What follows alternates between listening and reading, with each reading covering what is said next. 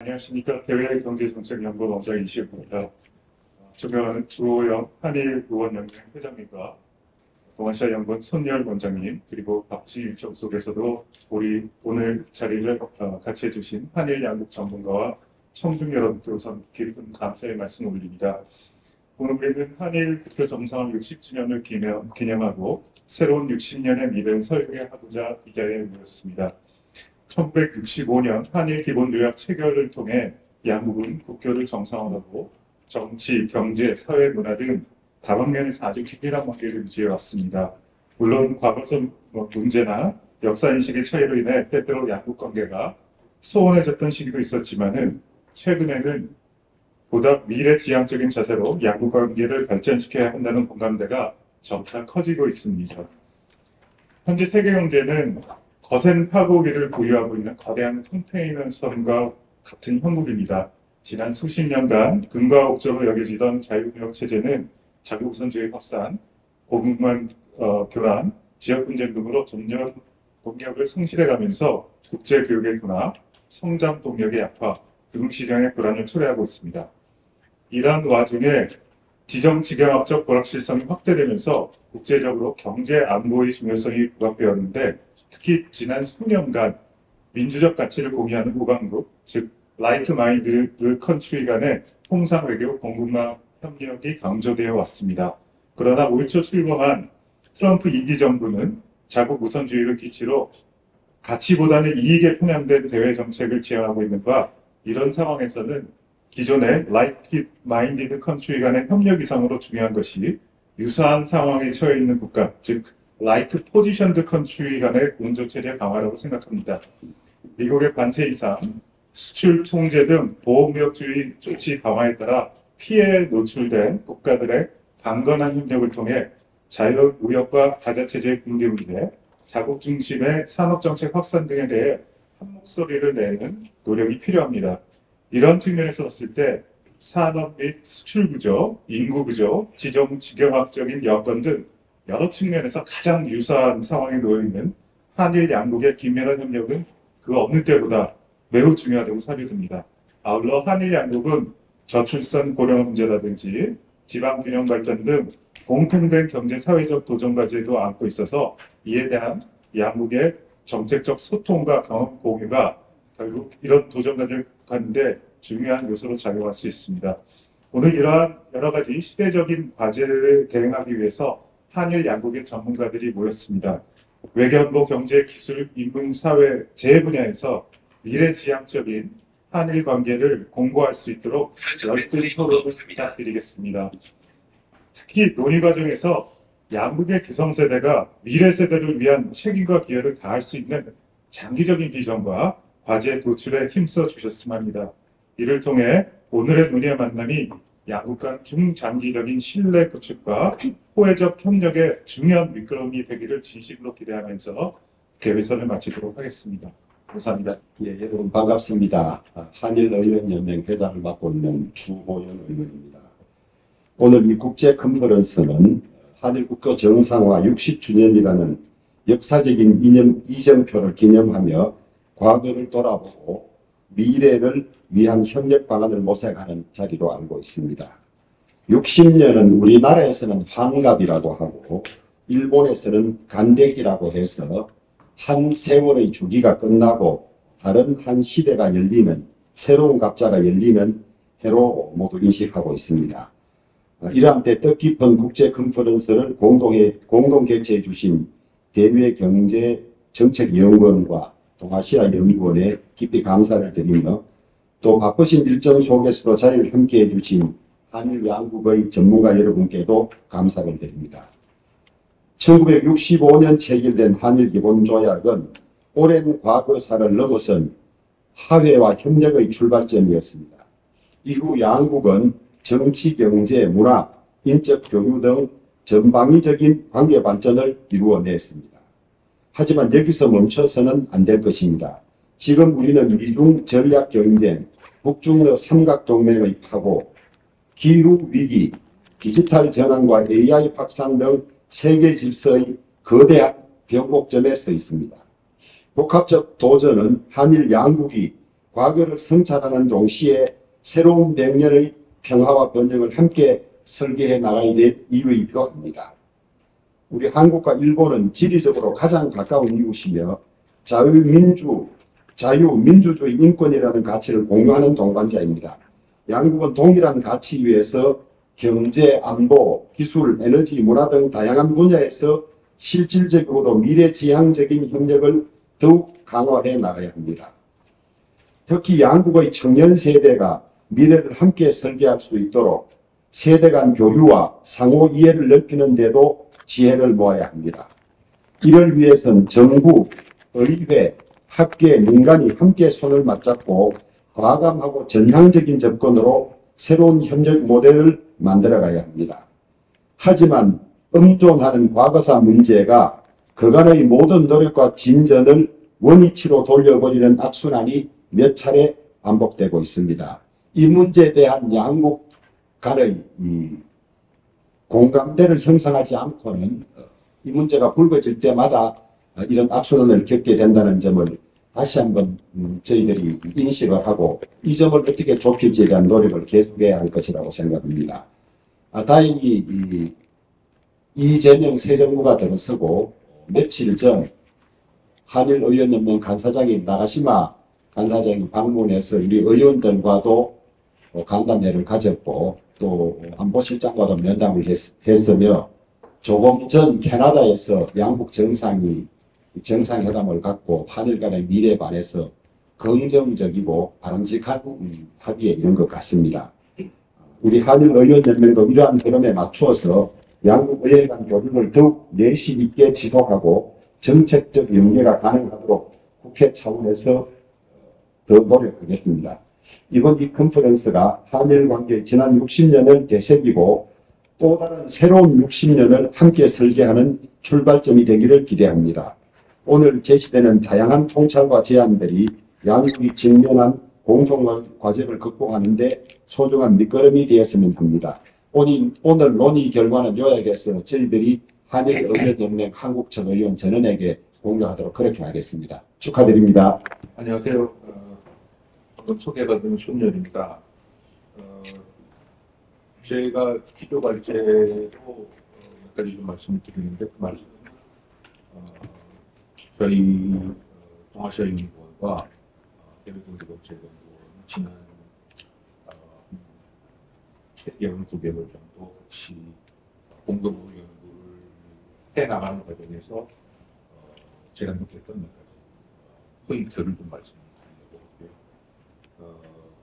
키워드라고 하면은 지금 같은 얘기를 많이 하고 있는 미래지향적 한일 관계라고 하는 경우에 미래지향적이라고 하는 그 미래의 의미 그리고 그 미래지향적이라고 하면 필연적으로 우리는 그 미래 세대를 얘기할 수밖에 없다. 따라서 한일 미래 세대의 한일 관계라고 하는 미래 세대에 걸린 문제들이 무엇이에 대한 그리고 마지막으로는 제가 여기 결이라고 단어를 썼는데 결일로 가는 길을 좀 생각을 해볼 필요가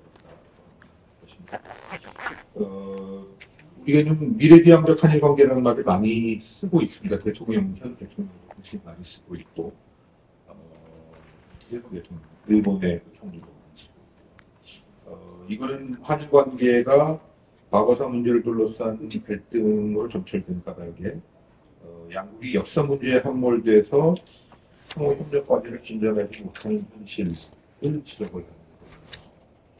그러니까 굉장히 한일 관계의 다른 쪽에서 미래지향적이라고 얘기를 하면 과거를 넘자라고 얘기를 하는 거 아닙니까? 그런 점에서 어떻게 보면 이 한일 관계와 미래지향적은 맥락적으로 이렇게 연결되어 있는 그런 측면이 있습니다. 역사 문제라고 하는 것은 60년 전부터 시작을 해서 발전을 겪어왔고 현재도 현안을 낳고 있습니다. 주 의원님께서도 말씀하셨는데 위안부 문제에 여전히 10년 전에 양국 간의 합의, 정부 간의 합의가 있었음에도 불구하고 여전히 위안부의 희생을 기리는 그리고 가족들의 그 존엄을 회복하는 그 조치들은 많이 하다라는 거 그런 상황이고 또 강제동원 피해자 문제 해법으로 우리 측이 제3자 변제안을 내놓았습니다만은 한국 측이 희망하는 만큼 일본 측의 협조가 충분치 않았던 것도 사실이고 따라서 집행에도 점점 어려움을 겪고 있습니다. 현안이죠. 사도광산 유네스코 문화유산 등재와 관련된 논란도 작년 한 해 상당히 뜨거웠고 주기적으로 나타날 수밖에 없는 그런 현안으로 남아 있습니다. 그럼에도 불구하고 2023년 윤 정부의 제3자 변제안 제안 이후에 양국 관계가 많이 개선 단계로 전환되었고 정부 레벨, 민간 레벨에서 그 교류가 엄청나게 퍼지게 됐습니다. 그리고 캠프 데이비드 선언으로 한미일 협력이 시작되기도 했습니다. 얼마 전에 지난 그 6월 4일, 5일에 동아시아연구원이 국민인식 조사를 했습니다. 동아시아 인식 조사를 했는데 거기 굉장히 흥미로웠습니다. 거의 모든 대일관계 지표가 다 긍정적으로 나왔고 거의 다 골든 크로스가 일어났습니다. 특히 새 정부가 해야 될 대일 교육에서 우선 고려해야 될 이슈로 응답자의 50%가 경제, 기술, 안보, 환경 분야 등에서 미량 지향적인 협력을 추진해야 된다. 역사 문제 현안 해결 32%에서 50% 대 32%로 굉장히 큰 차이가 났습니다. 지난 대선을 앞두고 저희 연구원이 같은 질문을 드렸는데 미래지향 협력이 35, 역사 문제 해결이 41%. 그래서 역사 문제 해결에 더 방점을 뒀다면 이번에는 완전히 역전이 됐다라고 하는 그런 그 인식이 현재 여론으로 드러나고 있다. 이런 어떻게 보면은 3년 사이의 큰 변화 이것들은 저는 한 두 가지 요인이 작용을 하고 있다고 봅니다. 첫째는 이슈 원장님 지적을 하셨던 것처럼 미중 관계 그리고 미국과 중국으로부터 오는 그 리스크를 한일 양국이 서로 같이 느끼고 있다는 것입니다. 핵이나 미사일 이런 안보 리스크는 사실상 상도 항상 있는 것이고 그러나 보다 구조적인 문제는 중국 리스크입니다. 한국 경제는 지구와 물결 속에서 중국의 공급망을 확장하고 중국의 수출을 확대하고 경우에 따라서는 28%까지 중국에 수출을 하게 되는 일종의 과잉 의존 상태가 됐습니다. 오버 디펜던스죠. 그것은 전략적 안보적으로 상당히 그 취약성을 보일 수밖에 없는 그런 구조가 되었고 실제로 중국으로부터 사드 보복과 같은 경제 압박들을 상당히 받으면서 여론이 굉장히 악화되고 한국에서 중국에 대한 위협 인식이 북한 수준으로 증가를 하게 되고 중국에 대한 비호감도가 마찬가지로 북한 수준으로 그런 현실을 우리가 했습니다. 그런 그 중국에 대한 과잉 의존에 대한 일종의 그 탈출구 대안이라고 할까요? 저희 키예프에서 잘 지적을 해주고 계십니다만은 미국으로 수출을 상당히 확대를 해왔습니다. 2020년도에. 그런데 그 결과는 대미 흑자 확대에 따른 트럼프 관세 폭탄을 맞게 된 것이죠. 이것은 어떻게 보면 중국에 대한 과잉 의존을 부분적으로 풀기 위해서 미국에 대한 과잉 의존을 했던 것에 대한 결과로 우리가 받아들일 수밖에 없는 그런 측면이 있고 또 트럼프 정부 2기가 들어서면서 이 안보 면에서도 일종의 그 과잉 의존의 리스크들을 우리가 서서히 안고 있습니다. 이거는 우리의 안보를 한미 동맹의 전적으로 의존하고 있는데 다른 그런 그 구조적인 문제라고 할 수가 있겠습니다. 미국은 패권 세태 속에서 대외 개입을 선택적으로 축소 조정하고 동맹국의 부담을 확대하는 경우에 따라서는 억지력의 이양을 동맹국에 하는 그런 정책을 지금 취하고 있고 그에 따라서 한국은 그리고 일본은 군사비를 증강을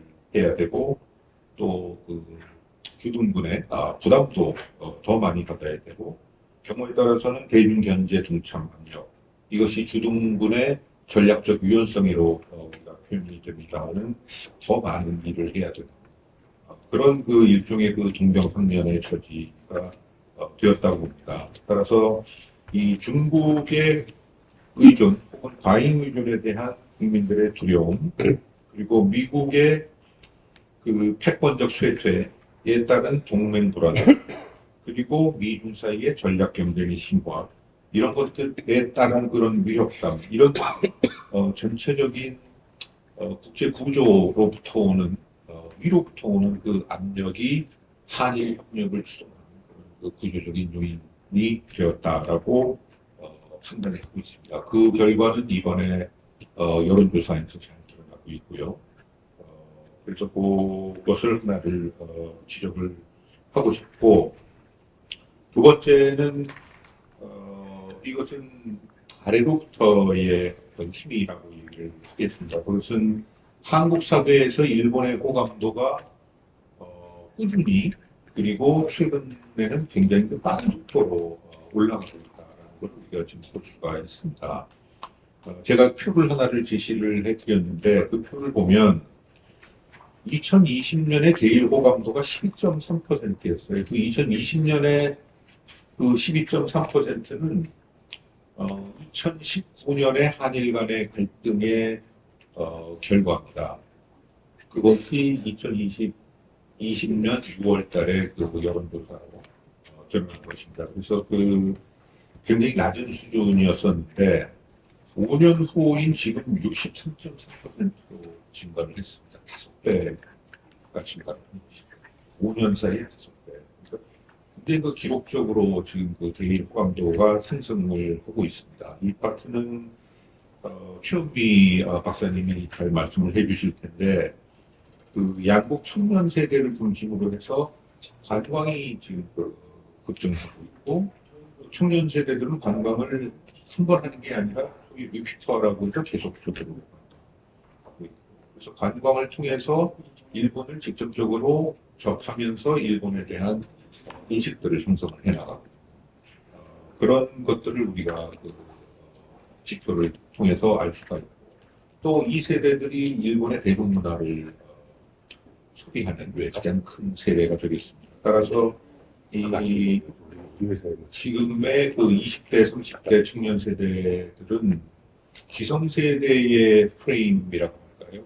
기성세대의 서사와 다른 그 세대만의 직접적인 경험을 통한 그 일본관들을 형성을 하고 있고 그 일본관들은 일본에 대해서 굉장히 긍정적인 일본관들을 지금 만들어 나가고 있는 것이 여론로 반영이 되고 있고 그 2030이 견인하고 있는 그 호감도가 지금 전 세대로 확산되고 있다는 것을 우리가 볼 수가 있습니다. 따라서 대강 이 정도의 흐름이라고 하면 기존의 한일의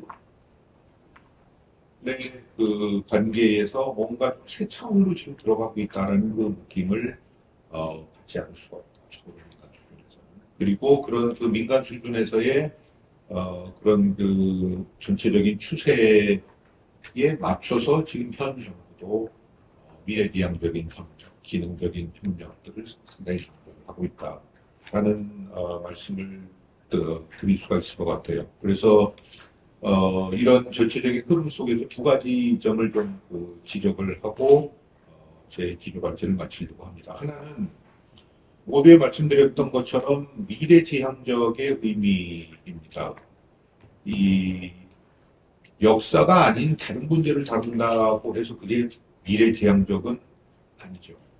그것은 여태까지 우리는 그렇게 사용을 했습니다만 여기서 그 미래지향적의 미래 개념이라고 하는 것은 저희 이번에 그 TF와 EAI의 공동연구에서 많이 논의가 됐었던 것처럼 미래 세대들이 당면할 그 시공간을 우리가 미래로 얘기를 해야 하고 그 미래를 위해서 미래를 향하는 그런 그 여러 가지 한일 간의 협력적인 모색을 해야 되겠다.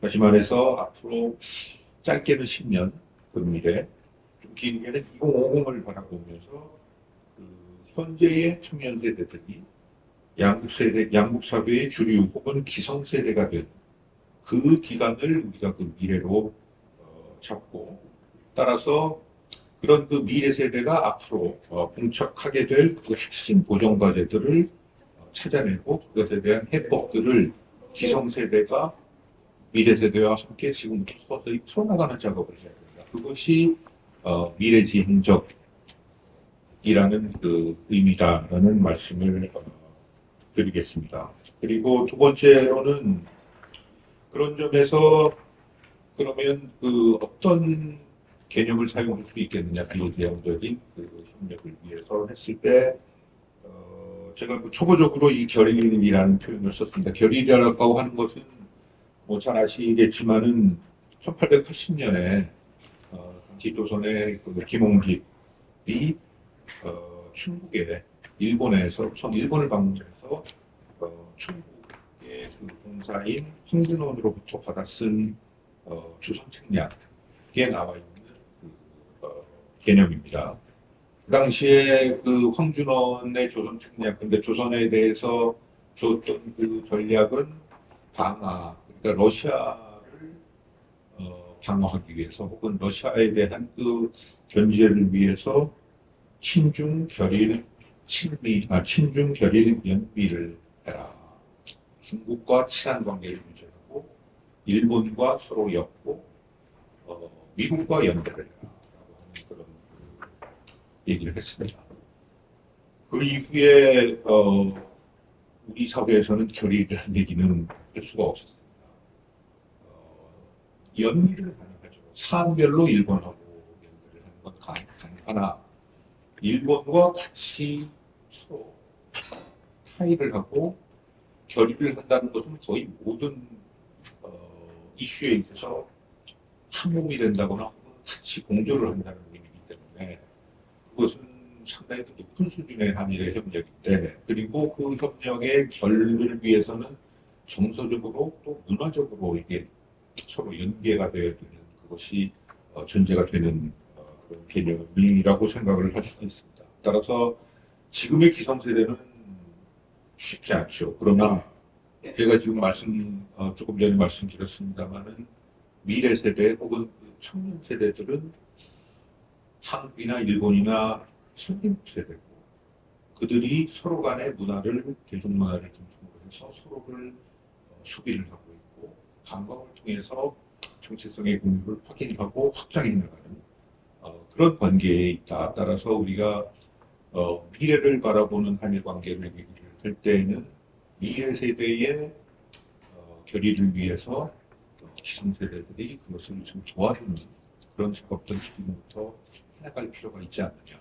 그리고 그 작업들의 중요한 아이템들을 오늘 두 세션에 걸쳐서 특히 1세션에서 발표할 많은 그런 이슈가 되겠고, 그리고 여기서 뭐 말씀을 드렸습니다만은 미래지향적이라고 하는 의미가 미래 세대가 당면한 문제들, 도전들을 풀어나기 위한 그 협력이라고 얘기를 한다면, 역사 문제는 저는 기성세대들이 풀어줘야 된다는 생각을 하고 있습니다. 그러니까 미래지향적 관계는 역사를 접고 협력으로 가자는 얘기가 아니라 미래를 위해서 역사 문제도 그 컨텍스트에서 우리가 풀어나가야 된다. 그런 의미로 말씀을 드리고자 합니다. 따라서 제가 지금 말씀드린 것은 그동안의 우리 저희 연구 결과를 통한 제가 받은 몇 가지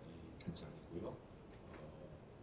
이런 제가 지금 기조 발제로 말씀드린 것이 오늘 토론에 조그맣게나마 참고가 됐으면 좋겠다는 말씀으로 오늘 말씀을 마치겠습니다. 대단히 감사합니다. 이정환입니다. 저희 같이 연구를 참여하신 분들은 아시겠지만 제가 발표하는 내용이 제가 혼자 한 내용이 아닙니다. 지금 세 개의 복지가 있습니다. 세 명이 각자 진행한 연구를 제가 종합 정리해서 말씀드리는 것으로 이해해 주시면 되겠습니다. 기본적으로 군사안보협력 분야는 서울대 저희 같은 과에 있는 전재성 교수님께서 담당하셨고요. 네, 북한 세력회담의 한일 협력은 제가 좀 다뤘습니다. 그 기후위기 시대의 한일 에너지 협력은 그 공주대학교 이문정 교수님께서 다뤄주셨습니다. 그게 전반적으로 요 지금 저희 외교 안보 관련한 분야에서 새 꼭지가 나오게 된 경위에 대해서 먼저 말씀을 좀 드리겠습니다.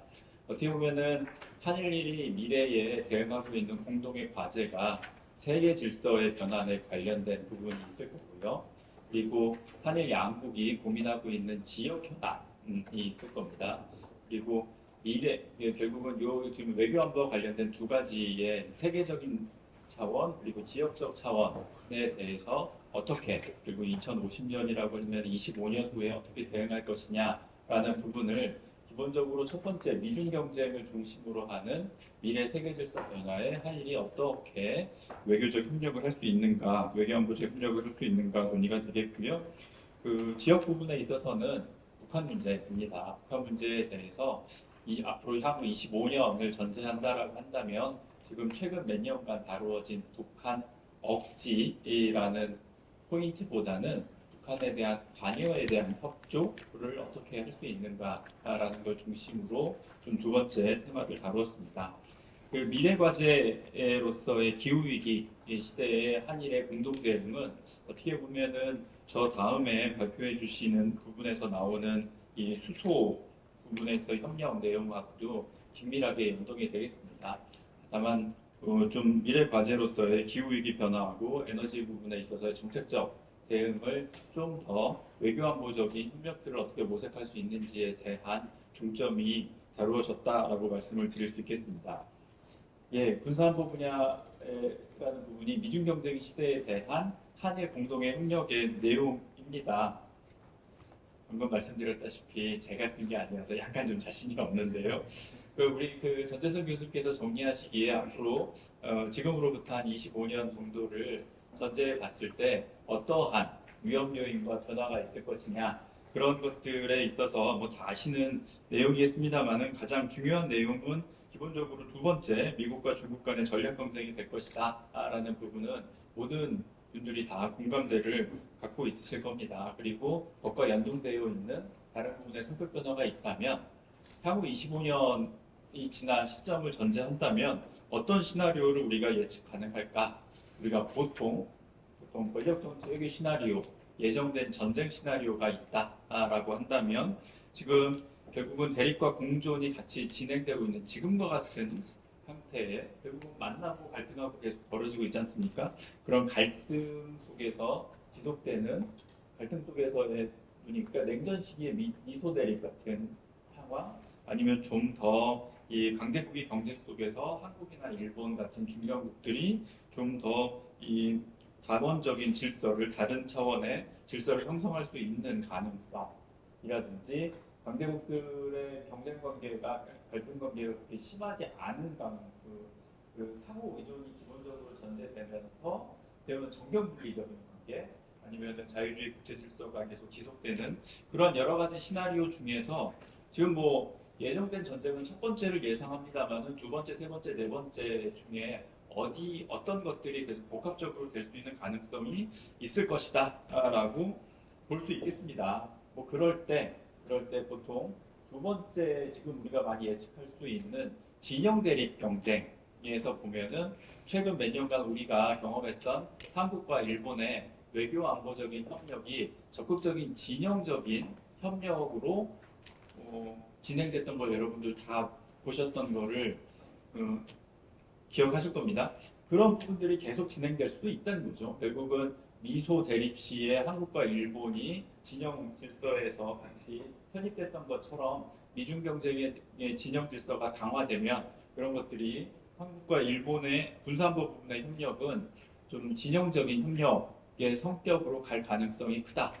좀 더 미중 간의 경쟁이 좀 더 다른 협력의 부분이 있을 때 미국과 중국의 어떤 진영이 아니라 양국이 다른 차원의 협력을 통해서 지역 질서에 좀 더 변화를 야기할 수 있는 세 번째 시나리오, 네 번째 시나리오에서 한국과 일본의 군사안보 부분의 협력은 조금 더 진영 질서적인 협력과는 다를 것이다라는 것이 지금 이 부분에 있어서의 좀 포인트가 되겠습니다. 다만 저 개인적인 느낌입니다만 지금 현재로서는 우리 전재성 교수님이 주로 기술하신 부분은 요 미국 중심의 진영 질서에 있어서 한국과 일본이 어떤 식으로 협력할지라는 부분이 좀 중심적인 내용이다라고 말씀드릴 수 있겠고요. 좀 읽어보실 수 있겠습니다. 다만 여기서 한 가지 좀 포인트는 이렇습니다. 여기 지금 이게 구체적인 대응에서 네 번째 부분이 어떻게 보면은 전재승 교수님께서 생각하신 그 진영적인 군사안보 협력 이외에도 한국과 일본이 이 미국 이외에 전략적인 협력할 수 있는 공간을 좀 더 확대하고 그런 내용들을 더 발굴할 필요가 있다라는 차원이 되겠고요. 그 부분이 어떻게 보면 북한 개혁 개방을 위한 한일 협력으로 연동이 되는 것 같습니다. 그러니까 북한에 대해서는 기본적으로 억지를 할 거냐 관여를 할 거냐라는 게 한국 내에서도 갈등 구조가 있었고요. 한국과 일본 사이에 있어서의 정권 사이에 있어서의 결국은 안 맞는 부분도 오래 지속이 됐습니다만은 좀 더 장기적으로 봤을 때 북한의 성장과 개발이라는 것에 한국과 일본이 공동으로 관여할 수 있다면 이런 부분들이 어떻게 보면 미중 경쟁과는 약간의 결이 다른 미중 경쟁과는 결이 다른 한일 협력을 좀 더 진전시킬 수 있다라는 부분이 되겠고요. 이 부분에 있어서 조금 더 기능적이지만은 북한의 개혁 개방을 위해서는 한일 협력을 같이 잘하자라는 걸 넘어서 좀 공동의 제도 틀 구축이 필요하다라는 차원의 논의를 좀 전개해 봤습니다. 그러니까 북한의 개혁 개방을 필요해서는 자원이 필요할 텐데 그 재원 조달 방식에 있어서 어떻게 보면은 확립된 틀이라는 게 지금 없는 상태이게 되겠고요. 앞으로 이걸 둘러싼 영내 국가들 사이에 경쟁 구도가 벌어질 수도 있겠습니다만은 그것들을 좀 더 일본과 한국이 같이 공동으로 관여할 수 있는 이 과거에 있던 구상입니다. 정부가 개발은행이라는 거는 그 MDB, 그 멀티래터럴 디벨롭먼트 뱅크의 하나로서 구상됐던 내용이었던 것이고 이런 지역 차원에 있어서 그 세계은행의 역할을 하는 그러한 그 작은 단위에 있어서의 정부가 개발은행 90년대하고 2000년대 한국과 일본에서 나왔던 구상인데 이러한 구상들을 똑같은 이름일 필요는 없을지 모르겠지만 조금 더 그 북한에 대한 관여로서 한국과 일본이 같이 공동으로 구상하는 것에 대해서 모색해 볼 수 있겠다라는 차원. 어떻게 보면은 미중 경쟁에 밖에 있는 한국과 일본의 협력을 좀 더 모색해 볼 수 있는 하나의 방법으로 말씀드릴 수 있겠습니다. 다만 2025년 시점에서 이것들이 현실감이 굉장히 떨어진다라는 것들은 모두 다 이해하시겠습니다만은 그런 것들을 좀 더 장기 비전으로 봤을 때 어떻게 이러한 그 한일 사이에 있어서의 북한이 갈등과 경쟁, 대립의 소재가 아니라 공동의 협력의 대상이 될 수 있는 비전을 좀 꾸려야 어떻게 보면 지금까지 역사 문제 못지않게 북한이라는 문제가 한국과 일본 사이의 갈등의 소재가 된 게 최근에 한 10년간 되게 두드러졌는데요. 그런 것들을 조금 역전할 수 있는 그 사고 틀의 전환이 필요하다라는 차원으로 이해해 주시면 되겠습니다. 기후위기 시대의 한일 에너지 협력은 어떻게 보면 다음에 경제 협력하고 유기적으로 굉장히 연동이 될 것 같습니다. 유기적 연동이 될 것 같은데요. 공동의 과제인 거죠. 결국 기후 변화가 있고 한국과 일본의 어떻게 보면은 기후 위기에 있어서의 에너지 문제는 한국과 일본이 처하고 있는 이 경제 구조, 산업 구조, 그리고 에너지 조달 구조 같은 부분에 있어서 모두 다 너무 동일하다 보니까 이 부분의 과제가 동일하고 이 부분을 어떻게 대응할 것이냐라는 거에 있어서 탄소 배출을 감소시키면서 이걸 위한 에너지를 갖다 재생에너지하고 재생에너지와 원자력의 문제에 협력을 해볼 수 있겠다라는 차원의 제안입니다. 벌써 10분이 다 썼네요. 네. 사실 양국이 2050년 탄소 중립 목표를 공동으로 갖고 있다고 합니다. 갖고 있다고 하네요. 그러니까 공동의 목표가 있으면 거기에 맞춰서 같이 계획을 좀 일치할 수 있겠다라는 말씀으로 이해해 주시면 되겠습니다. 다만 한국과 일본의 에너지 정책의 거버넌스가 다른 점은 좀 주의를 해야 된다라는 점입니다. 한국이 약간 에너지 정책이 상당히 정치적인 정치화되어 있는 구도가 분명히 있고요. 일본은 뭐 일본 정권 교체도 없으니까 당연히 저희 정책적 연속성도 있고 그리고 에너지 시장 자체에 한국과 일본의 성격이 다릅니다. 그러니까 정책 거버넌스가 다르니까 정책에 일치를 하는 것들이 마냥 쉽진 않겠지만은 내용적인 동일성이라는 부분에 있어서 거기에 맞춘 이 협력을 갖다가 기대효과는 있다고 하겠습니다. 그래서 아이템으로서 이게 보면은 그 이문재 교수님께서 말씀하신 거는 그 에너지를 갖다 천연가스 문제입니다. 천연가스를 공동으로 구매하고 비축하고 이러하는 그런 협력들을 같이 한번 해보고 그리고 그러니까 탄소 배출 감소를 위한 그 스탠다드를 갖다가 맞추고 제도를 갖다가 일치하는 것 그리고 또 요건 좀 마지막 부분은 조금 민감한 문제이긴 하겠습니다만은 재생에너지뿐만 아니라 원자력 에너지도 한국과 일본이 빼놓을 수 없다면 그 원자력 에너지에 대한 한일 간의 협력도 어떻게 봐야 된다라는 차원으로 제안 주셨다라고 말씀드릴 수 있겠습니다. 예, 사실 아마 보시면 어떻게 그 제가 발표한 내용의 세 가지가 너무 다른 차원의 얘기라는 아마 인상을 받으실 수도 있겠습니다. 다만 지금 다 한국과 일본의 미래의 협력에 있어서 좀 다 모두 다 고민이 돼야 되는 부분으로서 조금 그 세 명의 연구자들이 좀 별개로 한 부분이라는 점을 감안하고 이해해 주시면 감사하겠습니다. 예, 이상입니다. 감사합니다. 저희 경제 파트도 앞에 우리 이정환 교수님 발표해 주신 것 똑같습니다. 저기 BA하고 저희 KF 공동연구 했던 부분인데요. 일단은 세 파트인데 경제안전보장 분야하고 그다음에 FTA, 그다음에 세 번째가 기후변화 대응인데 실은 이 경제안전보장 분야는 우리 정성춘 박사님이 집필하신 부분이고 그다음에 두 번째는 원래 이름이 또 까먹었다. 오수연 박사님이 집필했던 부분이고 그다음에 세 번째가 제가 집필했던 부분인데 사실상 이걸 좀 일관성 있게 미래비전 협력 방향에서 제가 일관성 있게 그 집필자들의 의견을 다 반영해서 하기는 좀 무리다 생각해서 타이틀만 그분들 거 가져왔고 제가 제언을 한다든지 이런 부분은 전적으로 제 개인적인 의견임을 말씀을 드리고 있습니다. 그리고 먼저 경제 이 세 파트를 말씀드리기 전에 그 두세 가지 정도 말씀드리고 싶은데 저희가 이제 타이틀이 경제 협력이잖아요. 근데 이제 경제 협력인데 사실상 이 한국과 일본 간의 경제 협력 이 용어 자체가 굉장히 센시티브한 용어예요.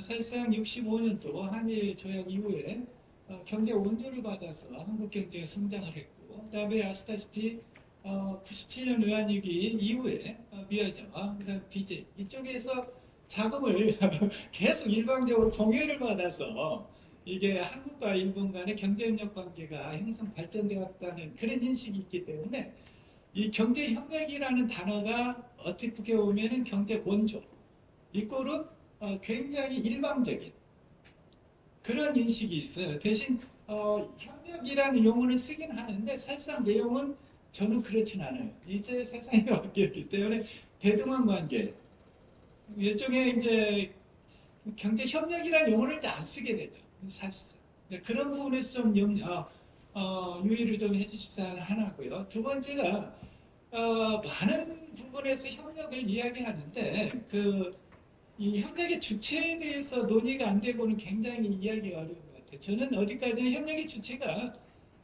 민간 섹터하고 정부 섹터로 나눌 수 있는 저는 어디까지나 정부 섹터. 그래서 민간 부분이 어떻게 하는 것을 협력에서 제외하고 정부가 예를 들어서 한국과 일본을 하나의 경제 공동체 내지는 경제 블록 내지는 하나의 경제 단위로 봤을 때 일종의 이제 시장 실패가 발생할 수 있는 영역에서 양국 정부가 할 수 있는 조치가 뭐가 있을까 그런 관점에서 접근을 하고 있고요.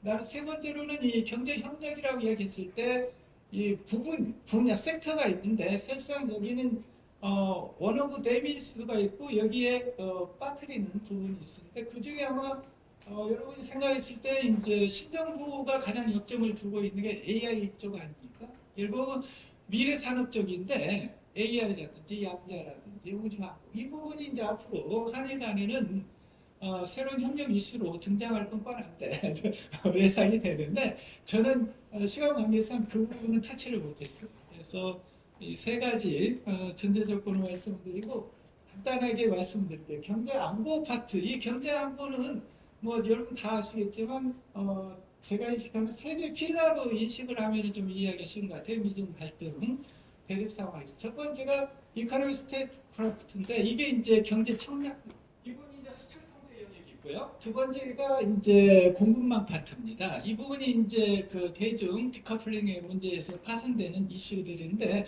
이제 여기에서는 이제 다자간 협력하고 한일 양자 간 관계 협력을 생각할 수 있는 거의 유일한 부분이 되겠죠. 세 번째가 이제 첨단 과학기술, 우리가 이야기하는 국가전략기술 개발 분야입니다. CET. 이쪽에서도 이제 이 세 가지 필라에서 이 경제안보, 경쟁이 일어나고 협력이 일어나는데 협력 관점에서 봤을 때는 역시 두 번째 필라, 공급망 쪽에 협력의 여지가 있다고 해서 그쪽에 대해서 논의를 전개를 하고 있습니다. 그래서 먼저 공급망 협력 같은 경우는 먼저 다자간 여기서는 어디까지나 미국이 주도하는 다자간 협력을 생각할 수 있는데 당연히 여기서는 보이지가 않네요. 아시겠지만 그 미국 그 바이든 행정부에서 주도했던 공급망 협력의 그 프레임워크는 두 개가 되어 있습니다. IPEF하고 그다음에 MSP 광물자원 기관 이 두 개인데 이게 거의 기능부전이라고 하네요. 이 부분은 거의 이제 작동을 안 하는데 제 관점은 굉장히 윤석열 정부에서 했던 성과 중에 무시해서는 안 되는 그 부분이 저는 이 IPEF의 공급망 협정이라고 생각을 하고요.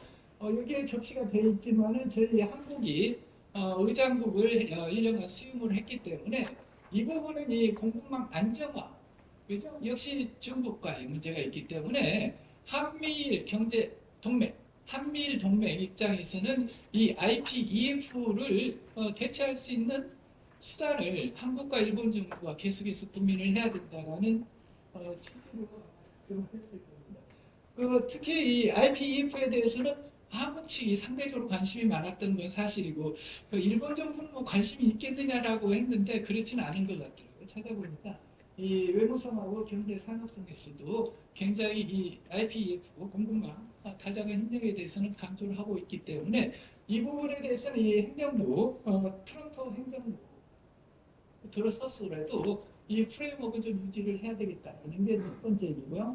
그다음에 한일 공급망 협력에서 이 양자간 협력.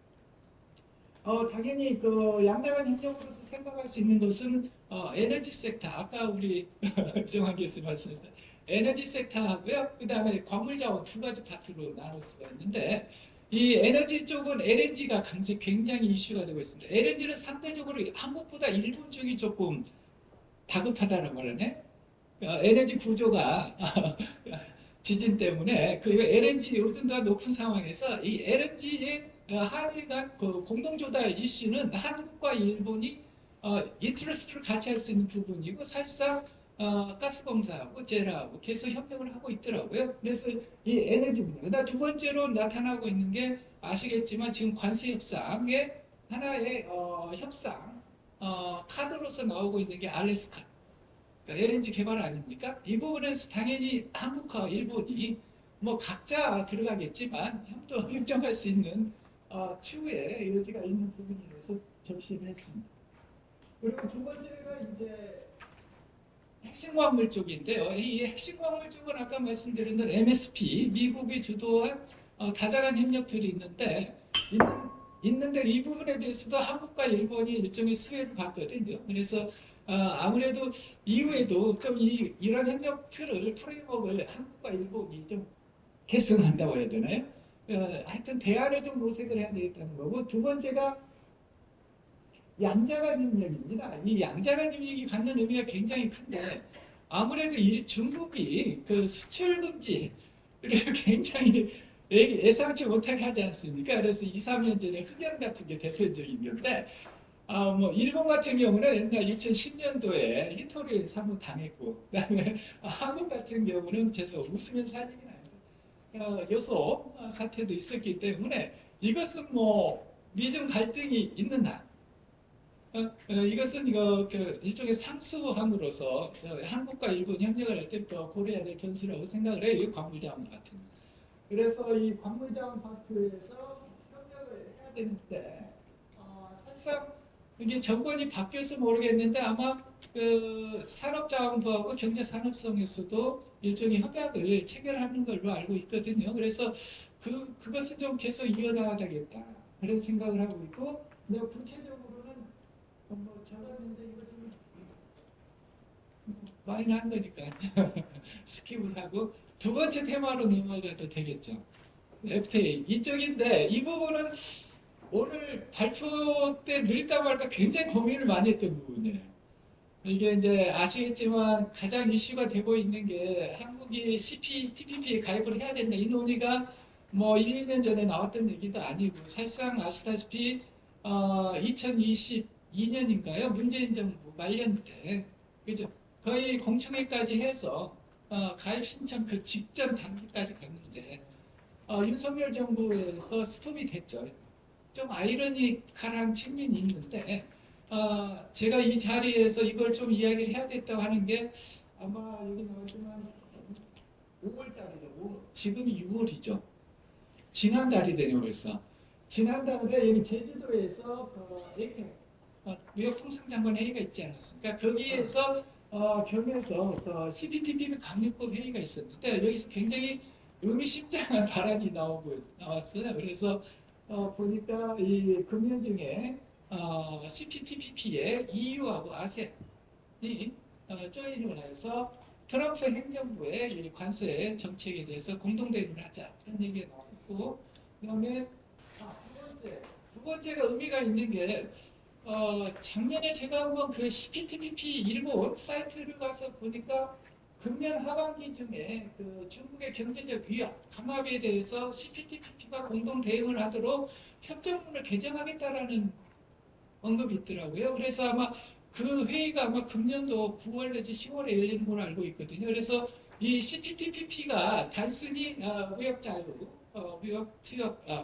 투자 무역의 무역 투자의 자유와 협정을 넘어서서 이 공급망 섹터, 그다음에 미국 트럼프 행정부에 대해서 대응까지 나가고 있구나.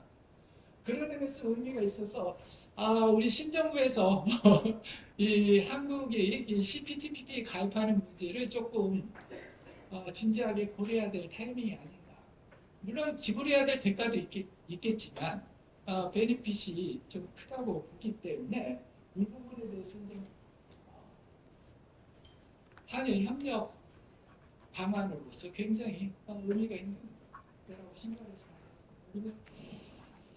과제가 있죠. 이게 윤석열 정부에서 이 CPTPP 가입을 추진을 못한 이유가 국회의원님 가셨나요?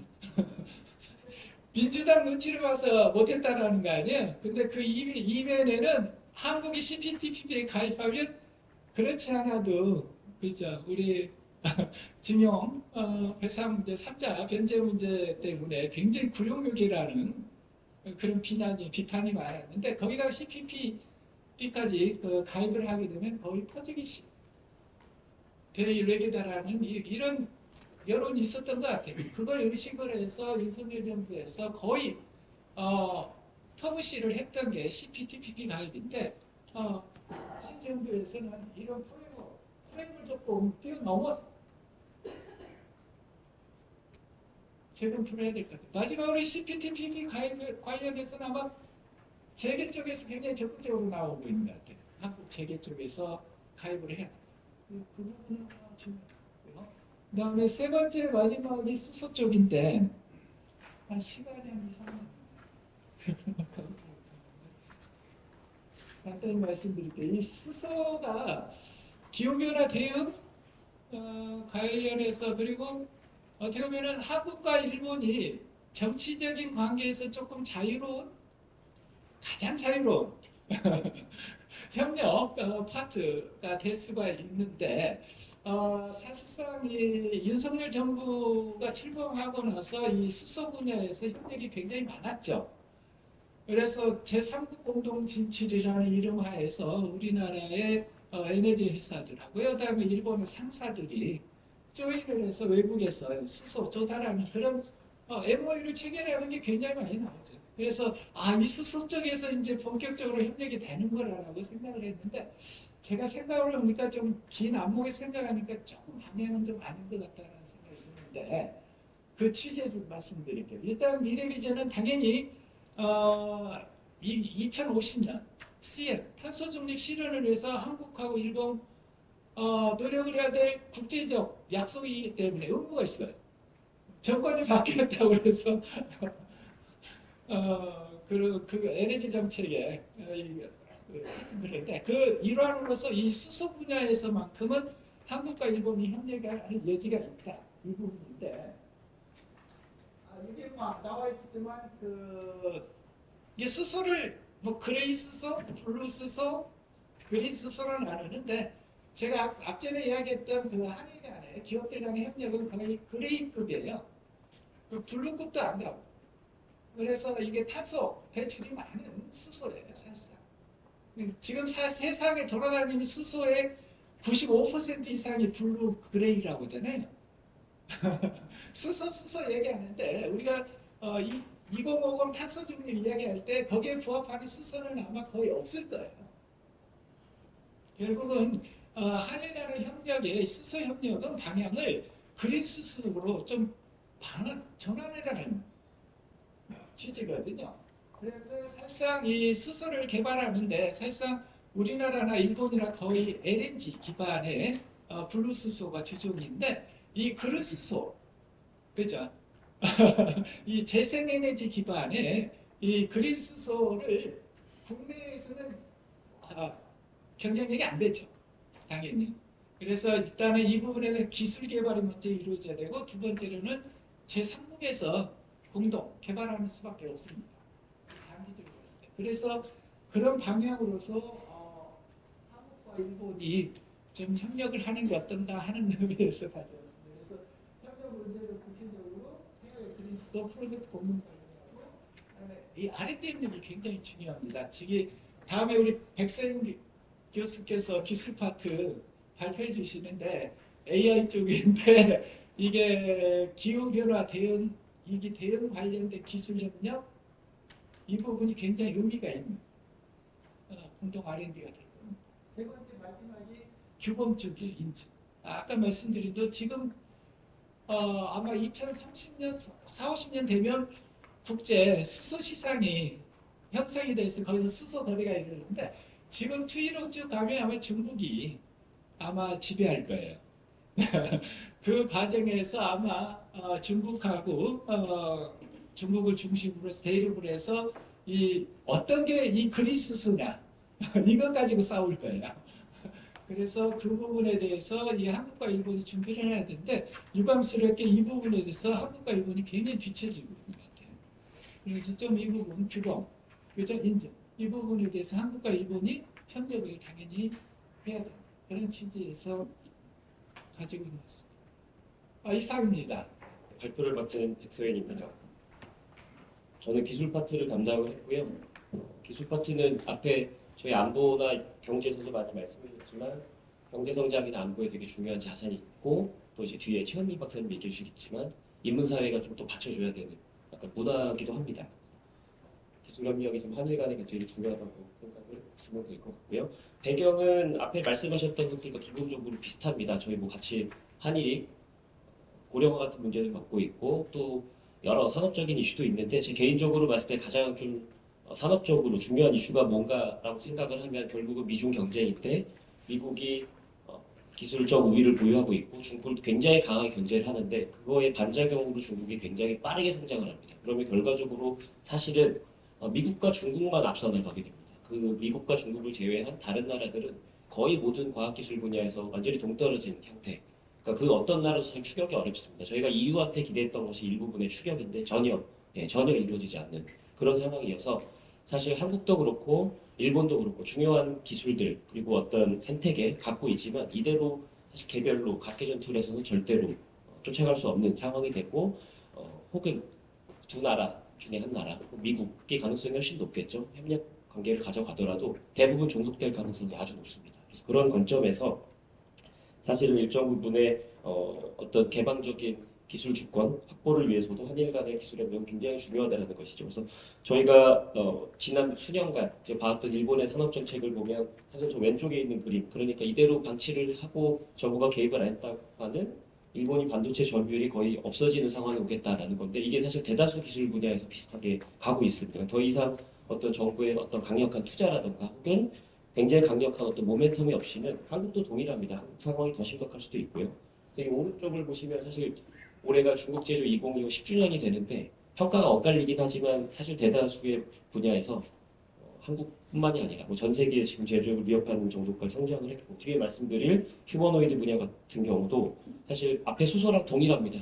냅두면 큰 이제 아예 한국이나 일본의 존재감이란 건 사라질 수밖에 없는 그런 상황이 됐다. 이렇게 말씀을 드리고 싶습니다.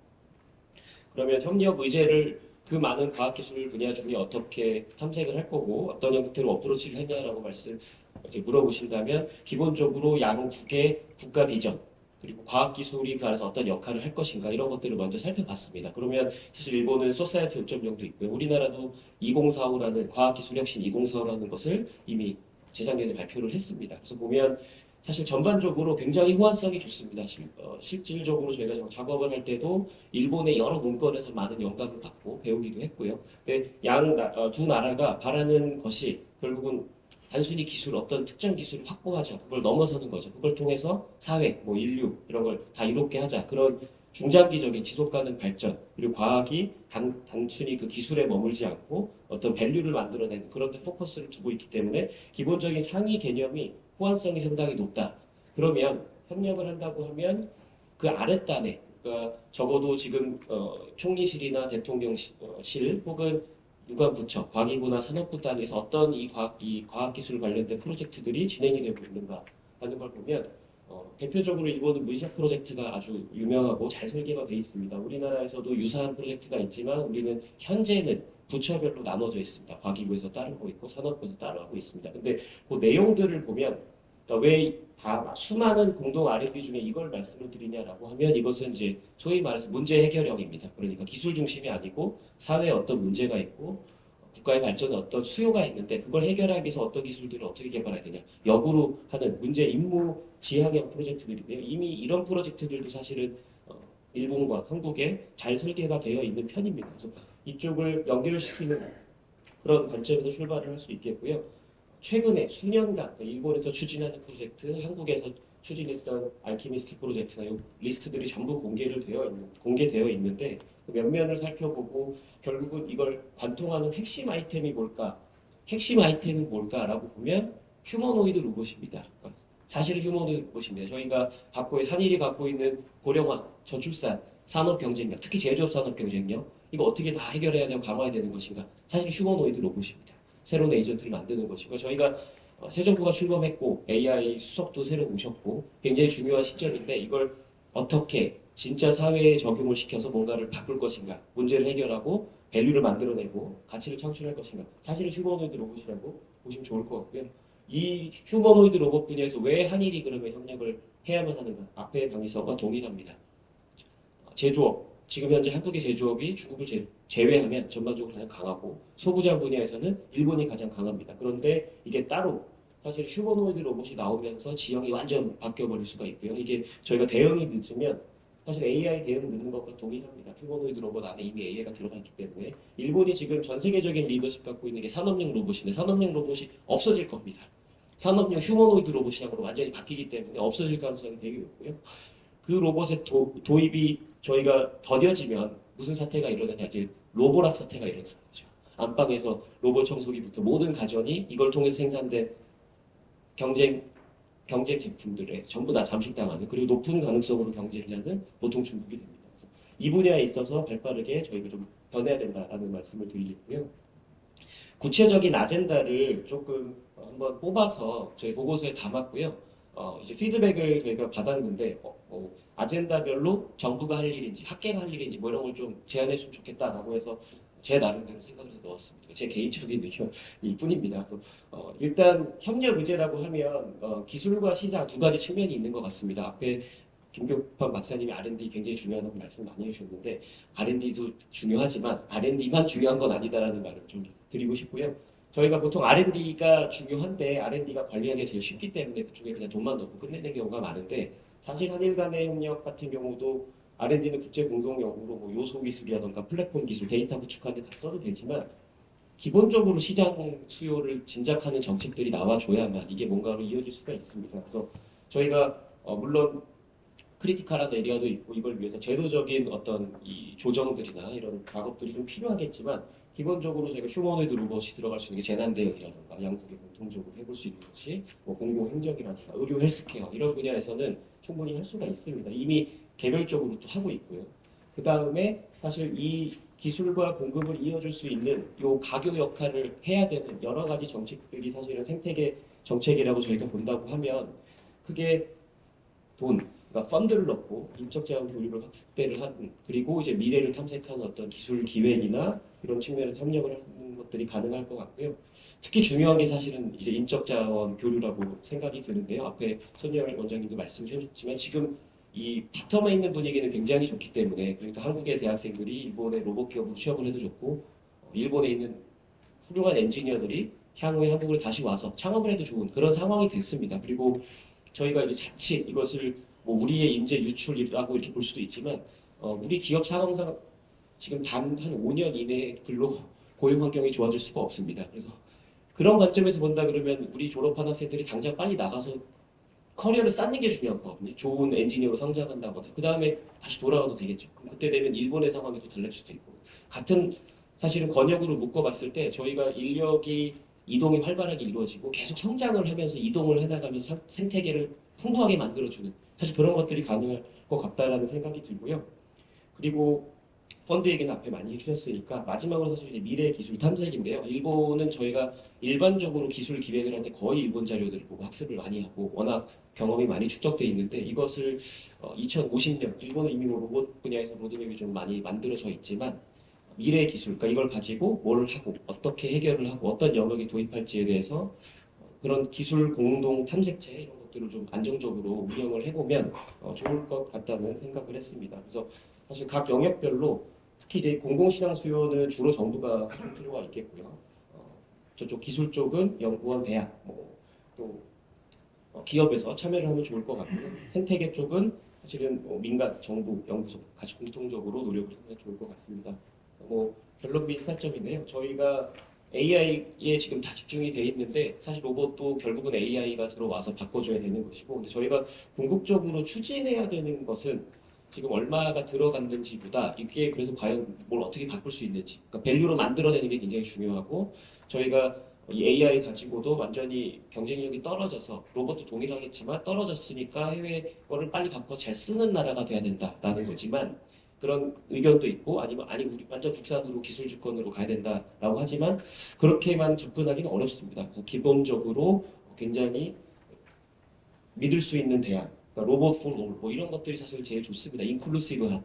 그래서 이런 걸 지향점으로 저희가 두고 이건 한국도 일본도 한 나라가 할 수는 없습니다. 그러니까 한국과 일본이 하면 사실 상대적으로 좋죠. 미국이나 중국 이런 굉장히 강한 패권국이 싹 지배하는 것보다 거기에 일정 부분의 어떤 대안이 될 수 있는 그런 방향으로서 휴머노이드 로봇 협력을 좀 추진해보면 좋겠다라는 생각을 했습니다.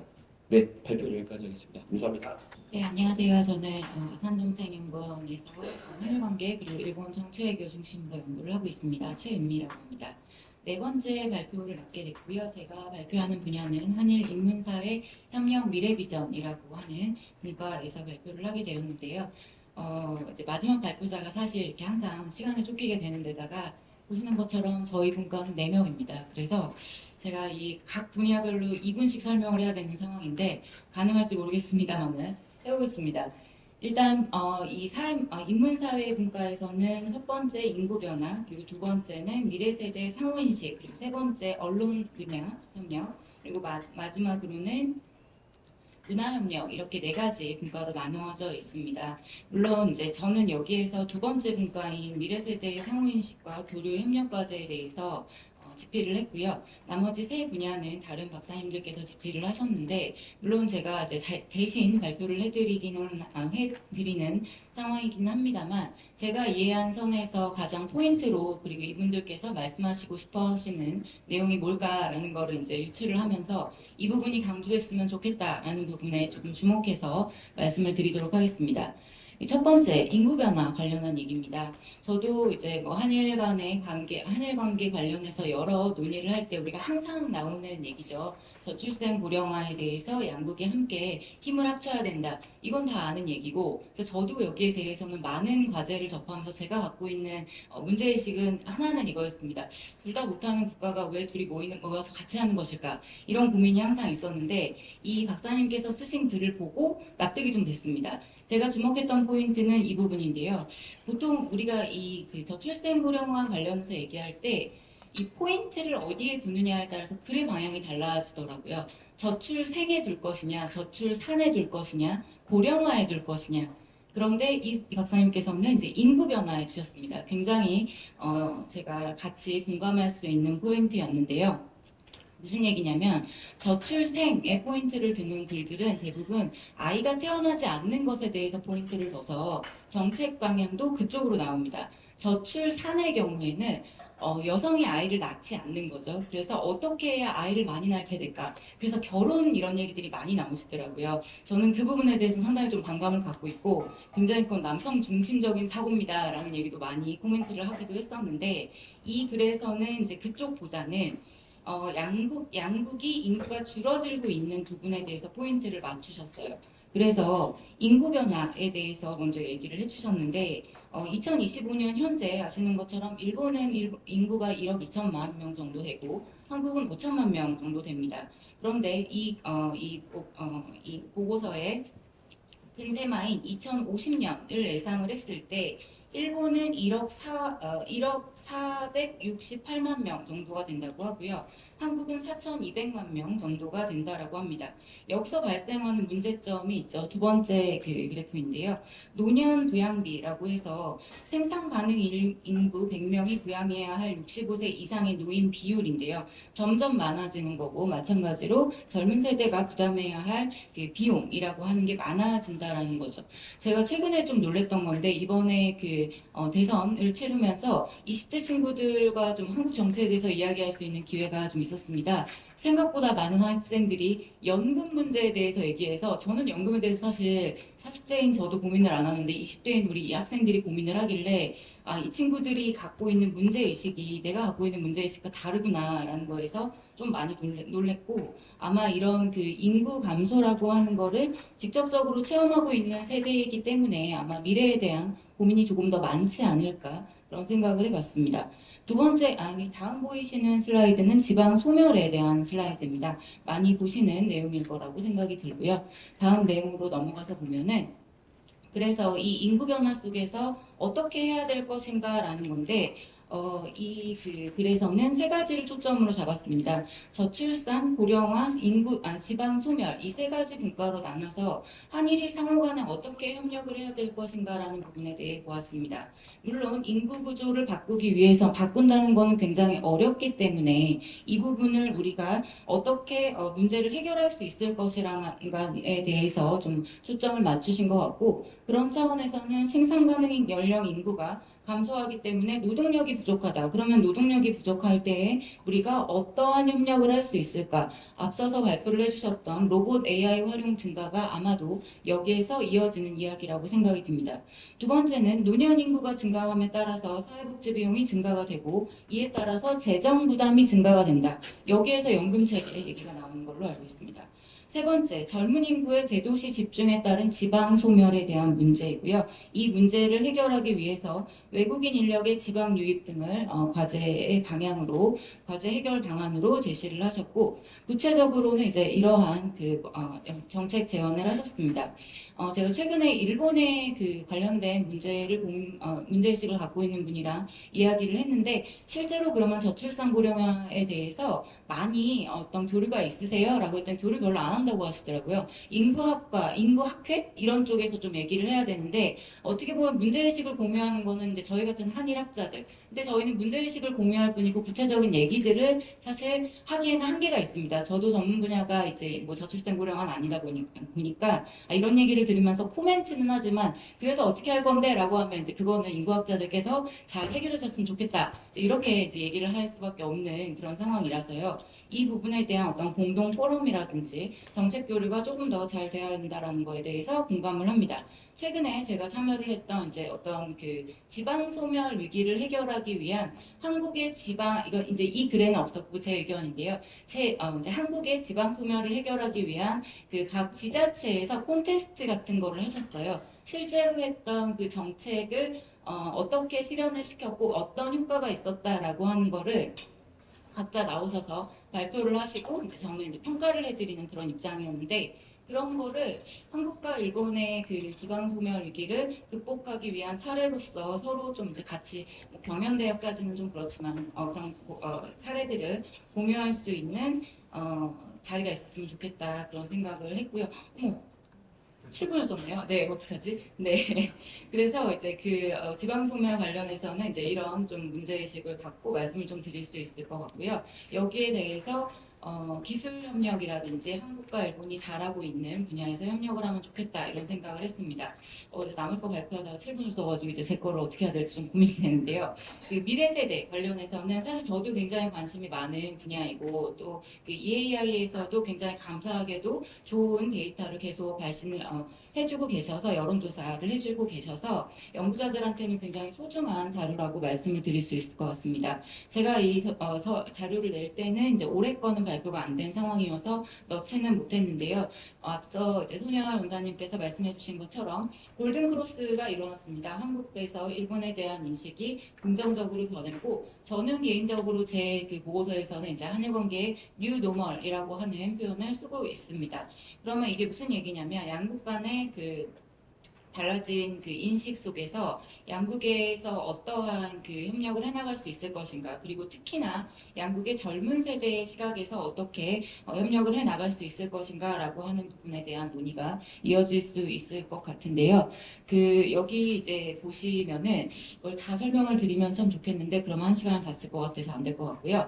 그 간단하게 그냥 그래프상에서 보여지는 모습들을 보면 보시는 것처럼 저의 그래프에서 위에 있는 파란색이 좀 굵게 표시된 것을 보실 수 있습니다. 20대의 그 호감도인데요. 일본에 대한 절대적으로 높은 것을 확인할 수 있고 조금 더 구체적으로 들어가 보면 한국의 20대 남성들이 일본에 절대적으로 높은 호감도를 가지고 있습니다.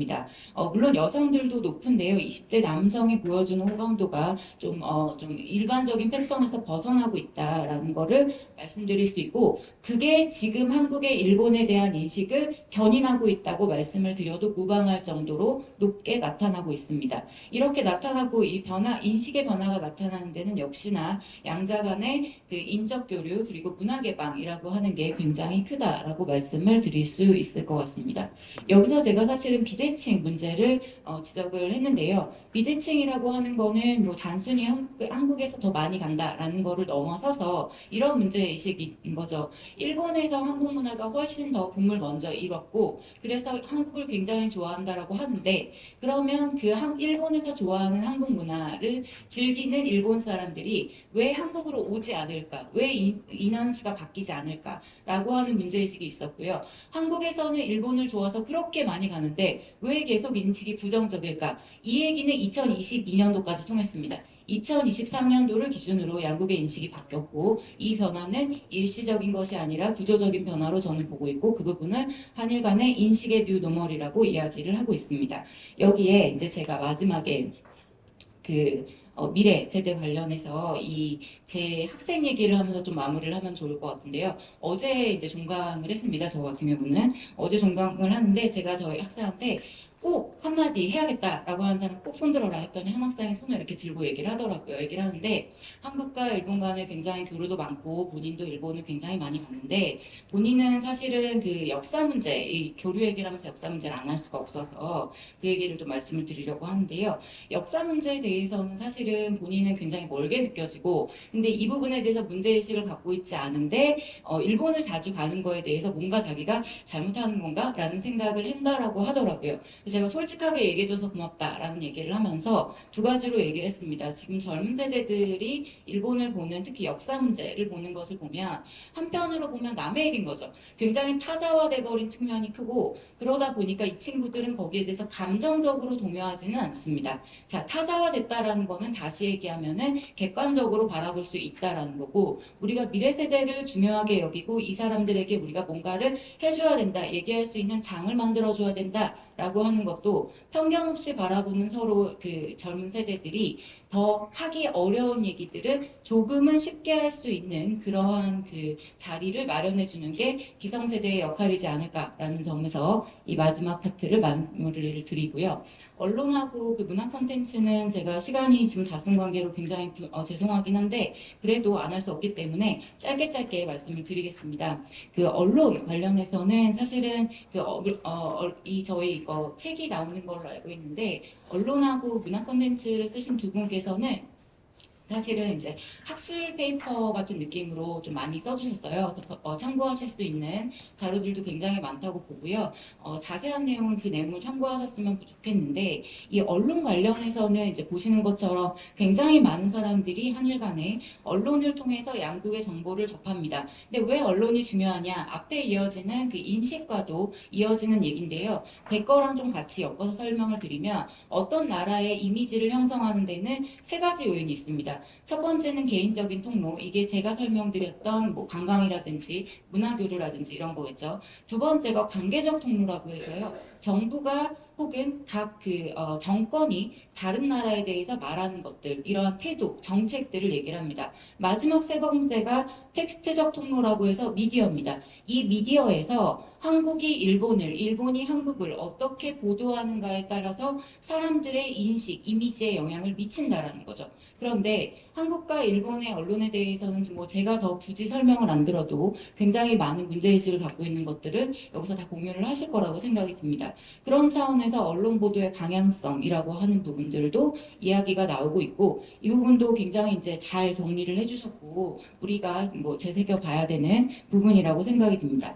이러한 내용들을 통해서 이제 그 앞으로 그러면 어떻게 해야 될 것인가라고 했을 때 이제 제가 눈에 사실 들어왔던 거는 한일 언론 모니터링 위원회를 설립한다든지 한일 미래 저널리즘 공동 과목을 개설한다든지 이러한 내용들은 사실 기존에는 많이 보지는 못했던 내용들이라서 이 부분은 정말 좋다라고 생각을 했습니다.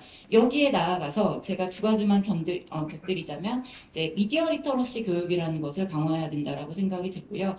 마지막으로 요즘 학생들이 사실은 뭐 저는 이제 언론을 주제로 아이들에게 발표를 시켰는데 제가 기대했던 거는 사실 그 NHK라든지 일본에 우리가 주로 아는 그 언론사들이 있습니다. 5대 신문사도 있고 이게 나올 거라고 생각을 했는데 발표를 시켰더니 쇼츠와 유튜버가 나오더라고요. 그래서 정말 학생들이 많이 보는 거, 젊은 세대들이 보는 그 SNS 컨텐츠가 뭔지를 그 알고 우리가 여기에 대한 좀 이야기를 해야 되지 않나라는 생각이 들어서 미래 세대이기 때문에 다르다라는 것보다는 미래 세대들이 바라보고 있는 시야와 그들이 접하는 그 내용들 그리고 그 뭐랄까요 이제 갑자기 생각나네. 그 미래 세대들이 접하는 주요 컨텐츠들이라든지 그들이 접하는 내용들에 대해서 기성세대들이 조금 더 시야를 넓혀서 봐야 되지 않을까라는 생각을 했습니다. 문화 콘텐츠는 사실 이 부분이 가장 학술적으로 써주신 부분이어서 참고하실 수 있는 내용 굉장히 많다라고 보고 데이터도 상당히 자세하게 나왔습니다. 그 중에서 제가 주목했던 이제 부분인데요. 한국에서의 그 문화 콘텐츠 대일 수출 현황과 대일 수입 현황이었습니다. 보시는 것처럼 대1 수출 현황은 음악, 게임이 비율이 상당히 높았고요. 대1 수입 현황으로는 출판, 게임, 방송이 비율로서는 높았습니다. 그런데 최대 금액 차원에서 봤을 때는 만화, 애니메이션, 그리고 게임이었습니다. 이 부분을 좀 주목을 해볼 필요가 있다라고 보고 문화 콘텐츠가 왜 중요할까라고 하는 부분이 여기서 좀 주목해서 써주신 부분이 있었는데요. 여기서 이게 뭐냐면 문화적 욕구를 충족시킬 수 있는 매개체 역할을 한다는 점, 그리고 이 부분이 첨단 기술과 밀접한 연관성을 가지고 있어서 부가가치 창출이 가능하다. 그리고 이를 통해서 이미지, 문화상품의 이미지를 동시에 확산시킬 수 있다는 것, 그리고 이를 통해서 여타 산업에 대한 파급 효과가 막대해서 고용 창출이 가능하다. 즉 문화 콘텐츠 산업은 미래의 첨단 산업이라는 차원에서 관심을 받고 있다라는 이야기를 해주셔서 이 부분은 제가 좀 강조를 해드리고 싶었습니다.